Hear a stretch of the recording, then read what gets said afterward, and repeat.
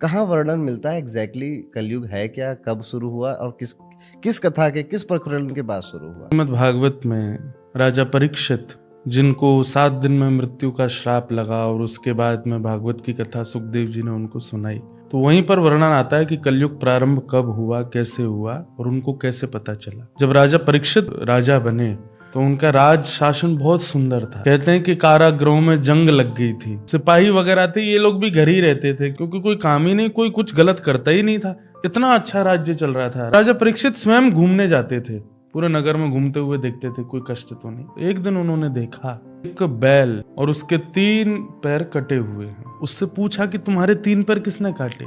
तभी उन्होंने देखा कि काला काला विकराल व्यक्ति, कुरूप, बिल्कुल उसको देख करके ऐसा लगे कि इसको देख ही नहीं पाएंगे, आंखें अपने आप बंद हो जाएं, इतना उसका रूप भी कुरूप था और हृदय से भी कुरूप है। वो तलवार लेकर के 4था पैर काटने के लिए आया। तब राजा परीक्षित ने अपनी तलवार निकाली। बोले, कौन हो तुम और ये क्या कर रहे हो? वो मुस्कुरा करके बोला, महाराज ये धर्म है, इसके 4 पैर हैं, 3 मैंने काट दिए, सत्य, दान, दया और पवित्रता। अब इसका 4था पैर बचा है सत्य, उसको मैं काट रहा हूं, मेरा नाम है कलयुग। जब उसने अपना नाम बताया, राजा परीक्षित एक बार को तो सहम गए।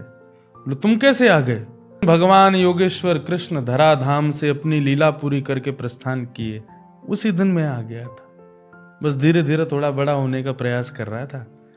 आज कुछ वर्ष निकल गए हैं, अब मेरा प्रभाव शुरू होने वाला है। तो वहां पर यह वर्णन श्रीमद् भागवत में आता है कि भगवान श्री कृष्ण जिस दिन अपनी लीला पूरी करके गए, उसी दिन द्वापर विश्राम हो गया और कलयुग प्रारंभ हो गया था, जिसको आज मानते हैं लगभग 5,500 वर्ष से अधिक हो चुका है।